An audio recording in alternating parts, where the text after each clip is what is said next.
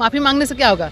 पहले हम आपको जला दें और उसके बाद बोले कि हम आपको माफ़ कर दीजिए। माफ़ी मांगने से क्या होता है? क्या हमारा सम्मान वापस आ जाएगा? जहाँ गरीब के बच्चे पढ़ते हैं, अमीर के बच्चे, तो अगर आपको करना था ना तो सामान्य शिक्षा नीति लाते। वृद्धा पेंशन, विधवा पेंशन, दिव्यांग पेंशन जो उन्होंने, और 20 साल से सरकार में आज इनको याद आया कि हमने किया है। कोई भी परीक्षा बिना पेपर लीक का हुआ है, ये किसके? हमारे और आपके बच्चे, आपके भविष्य के साथ खिलवाड़ हो रहा है, हमारे बच्चों के भविष्य के साथ खिलवाड़ है। और अगर पटना यूनिवर्सिटी को केंद्रीय यूनिवर्सिटी का दर्जा दिया जाएगा तो हमारे जो छात्र हैं, बिहार के छात्रों को बिहार में सुविधाएं मिलती। महागठबंधन हो या एनडीए हो, लगातार अपनी तैयारी में जुटी हुई। अब देखिए, नीतीश कुमार को हाथ मजबूत करने के लिए अल्पसंख्यक ने काफ़ी महाजुटान के साथ जेडीयू कार्यालय में सदस्यता ग्रहण करने पहुंचे हैं। हमारी स्क्रीन पर आप देख सकते हैं किस तरह से भीड़ जो इकट्ठा हुए अल्पसंख्यक का, जिस तरह से भीड़ इकट्ठा हुए हैं नीतीश कुमार के हाथ मजबूत करने के लिए। हमारी स्क्रीन पर एक साइड चल रहा है। हमारे साथ बात करने के लिए राजा तेरी मधु मंजरी जी है। जिस एमओआई समीकरण पर लगातार आपके नेता जो लालू प्रसाद यादव जी हैं लड़ते आए हैं, अब वो अल्पसंख्यक आप लोग से बिछड़ता हुआ नजर आ रहा है। अल्पसंख्यक कभी हमसे बिछड़ेगा नहीं। और जो ये लोग दिखावा जो कर रहे हैं, आज देखिए हमारे पार्टी कार्यालय में भी ज्वाइनिंग है और कद्दावर नेता की ज्वाइनिंग है। बाकी देखेंगे कि सारे, अभी अंदर जाएंगे तो देखेंगे सारे अल्पसंख्यक लोग ही मतलब आ रहे हैं।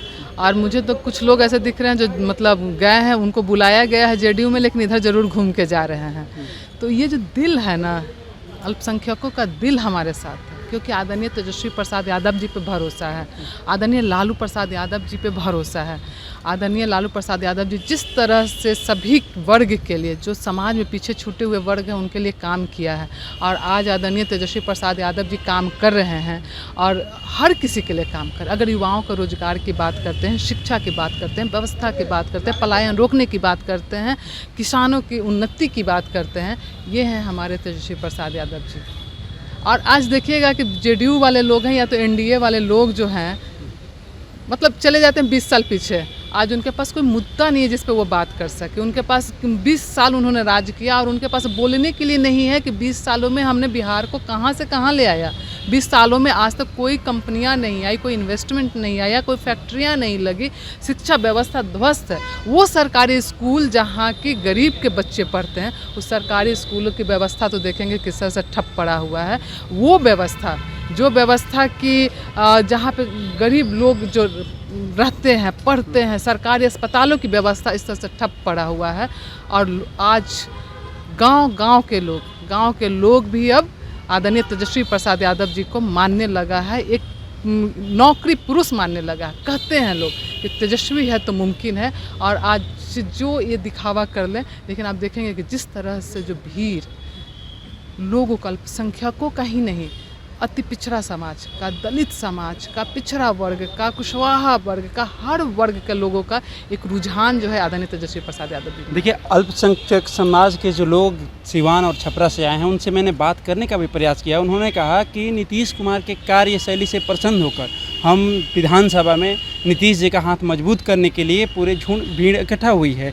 और लालू यादव जी हमेशा से हम लोग को ठगने का काम किया है। देखिए, नीतीश कुमार जी ने महिलाओं के लिए आरक्षण भी दे रहा है, डोमिसाइल लागू कर रहा है, हमारे समुदाय के लोगों के लिए बढ़ चढ़ के आगे काम करने का मौका दे रहे हैं। ऐसे में आप कैसे देखते हैं इसको? अच्छा, एक बात बताइए, पिछले 20 साल से सरकार है ना, एनडीए की पिछले 11 साल से डबल इंजन की सरकार है, पिछले 20 साल से सरकार है इनका, और 20 साल से सरकार में आज इनको याद आया कि हमने किया है। आज जब इलेक्शन है 2 महीने के बाद, तब इनको याद आ रहा है कि हाँ हमने बिहार के लिए किया है, हाँ हमने अल्पसंख्यकों के लिए किया, हाँ हमने पिछड़ा वर्ग के लिए। मैं पूछती हूँ कि जितना पेपर लीक हुआ है, क्या वो जाति देख करके हुआ है? युवाओं के भविष्य के साथ नहीं, बिहार के भविष्य के साथ नीतीश कुमार जी ने खिलवाड़ करने का काम किया। एनडीए की सरकार ने, बीजेपी की सरकार ने खिलवाड़ करने का काम किया है। वो सरकारी स्कूलों का व्यवस्था ठप किया, जहाँ गांव में गरीब के बच्चे, गांव हो या शहर, जहाँ गरीब के बच्चे पढ़ते हैं, अमीर के बच्चे, तो अगर आपको करना था ना तो सामान्य शिक्षा नीति लाते। पेपर लीक हुआ, पेपर लीक में अभ्यर्थी जब रोड पे आते हैं तो अभ्यर्थियों को लाठी से मारा जाता है। ये है नीतीश कुमार जी। क्या वो नेतागिरी कर रहे थे? वो अभ्यर्थी वो स्टूडेंट जो रोड पे आता अपने अधिकार की बात करता उन पे लाठी बरसाया जाता है। आज तक एक परीक्षा बताइए, या तो दरोगा की परीक्षा हो, या तो मेडिकल की परीक्षा हो, या तो कोई भी परीक्षा हो, कोई भी परीक्षा बिना पेपर लिखा हुआ, ये किसके, हमारे और आपके बच्चे, आपके भविष्य के साथ खिलवाड़ हो रहा है, हमारे बच्चों के भविष्य के साथ खिलवाड़ है। और ये खिलवाड़ आदरणीय जो अभी है डबल इंजन की सरकार है ना, मोदी जी से लेकर के यहाँ नीतीश कुमार जी तक ने लोगों का भविष्य के साथ खिलवाड़ करने। एक स्कूल बताइए, बिल्डिंग तो बन गया है, बिल्डिंग बन गया क्योंकि वहाँ से कमाई होती है, लेकिन जब स्कूलों की व्यवस्था देखिए, पढ़ाई की व्यवस्था, हमारे दादाजी लोग, हमारे पापा इन लोग सरकारी स्कूल में पढ़ करके डॉक्टर इंजीनियर बन गए, अलग अलग सरकारी जगहों पे चले गए। और आज का क्या सरकारी स्कूल में पढ़ने वाला गरीब बच्चा सोच सकता है कि सरकारी स्कूल में पढ़ करके जो व्यवस्था यहाँ का चल रहा है वो पढ़ कर करके क्लर्क भी बन पाएगा? ये व्यवस्था जो है बिल्कुल मतलब गरीबों के, ये कहते ही है जो एनडीए की सरकार है गरीब विरोधी सरकार है। आप या तो गरीब का अस्पताल की व्यवस्था आप देख लीजिए, आप कहते हैं ये महिलाओं के लिए, कि आपको याद होना चाहिए कि जब आदरणीय राबड़ी देवी जी मुख्यमंत्री थी तो महिलाओं को 2 दिन का जो लीव मिलता महीने का, वो लीव आदरणीय राबड़ी देवी जी ने किया था। उनके समय में ही, राबड़ी देवी जी के टाइम में ही नगर निकाय में आरक्षण जो महिलाओं का हुआ था। लेकिन हाँ सही है कि सरकार गिर गई, सरकार हमारी ख़त्म हो गई, आदरणीय जो है नीतीश कुमार जी आ गए, उसको लागू किए। लेकिन अगर जिस तरह से आप देखेंगे कि आज के दौर में जितना घोषणा तेजस्वी जी ने किया, आरजेडी ने किया, माई बहन मान योजना है ना, 100% डोमिसाइल लाएंगे, जो स्टूडेंट जो है, जो बच्चे जब एग्ज़ाम देने जाएंगे तो बच्चों का जो आने जाने का भाड़ा फ्री होगा। और उसके अलावा जो है वृद्धा पेंशन, विधवा पेंशन, दिव्यांग पेंशन जो उन्होंने बढ़ा करके 400 से 1500, वही चीज़ को वो लागू कर रहे हैं। उनकी सरकार है, 200 नहीं तो आप किया। समझिए लागू तो कर दिए। एक तरफ देखिए 125 यूनिट बिजली बिल फ्री, महिलाओं के लिए 35% आरक्षण, डोमिसाइल लागू हो गया, युवाओं के लिए आरक्षण कहाँ रोजगार। देंगे? एक बात बताइए, जिनके साथ वो खड़ा है वो महिला विरोधी से है। आप बताइए लोकसभा में एक भी महिलाओं को टिकट मिला बीजेपी की तरफ से बिहार में? क्या बात कर रहे हैं? महिलाओं को सिर्फ लॉलीपॉप दिलाने से नहीं होगा, महिलाओं का अधिकार तब मिलेगा जब बिहार विधानसभा में और लोकसभा में महिलाएं जब आगे आएंगे।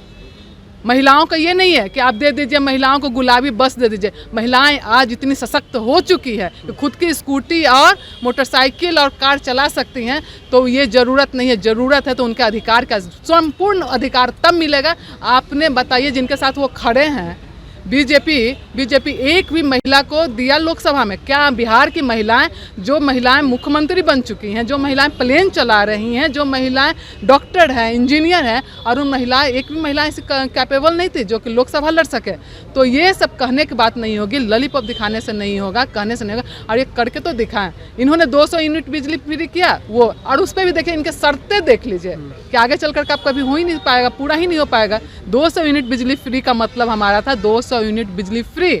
अगर यहाँ पे 125 यूनिट हुआ, फ्री किए हैं, अगर 126 यूनिट हो जाएगा तो पूरा पैसा लगेगा। आप बताइए कि क्या ये पॉसिबल है, संभव है? तो ये जो लॉलीपॉप दिखाने का जो ये काम करे, लगातार लोगों को भ्रमित करने का जो काम किया है इन्होंने, ये है नरेंद्र मोदी की सरकार, जो गरीब विरोधी सरकार, महिला विरोधी सरकार जो है। इतनी बेटियों का बलात्कार हो जा रहा है, पूरे देश भर में कितनी बेटियां जल गई, मर गई, लेकिन इनका आवाज़ निकला। मोदी जी ने एक बार भी ट्वीट किया? नहीं किया। ट्वीट तो बोलिए ना कि इनके लोग जो उसके नहीं खड़े होते हैं। और आज जिस तरह से किसानों के बारे में खिला बोला जाए कि किसान अपराधी हो गए हैं, क्या किसान अपराधी? किसान को वक्त है अपने, एडीजी ने माफ़ी भी तो मांग लिया है। माफ़ी मांगने से क्या होगा? पहले हम आपको जला दें और उसके बाद बोले कि हम आपको माफ़ कर दीजिए। माफ़ी मांगने से क्या होता है? क्या हमारा सम्मान वापस आ जाएगा? आप पहले मार दो, उसके बाद दो सॉरी बोल दो, तो सॉरी बोल देने से हो जाएगा। अच्छा, चुनावी साल है, ऐसे में विपक्ष अब किस मुद्दे पर जाएगी? जो सत्ता में बैठे लोग हैं उनका घेराव करेगी, जनता से क्या करेगी? देखिए 125 यूनिट फ्री बिजली बिल हो गया तो जनता तो लाभान्वित हो गई ही, तो कैसे घेराव करेंगे आप? देखिए जनता, बिहार की जनता बहुत समझदार हो गई है, इनके झांसे में नहीं आने वाले। मोदी जी आते हैं और गुब्बारा लेके आते हैं, हवा का मिठाई लेके आते हैं, और जब इलेक्शन खत्म होता है तो वो क्या निकलता है बिहार की जनता अब जान रही है।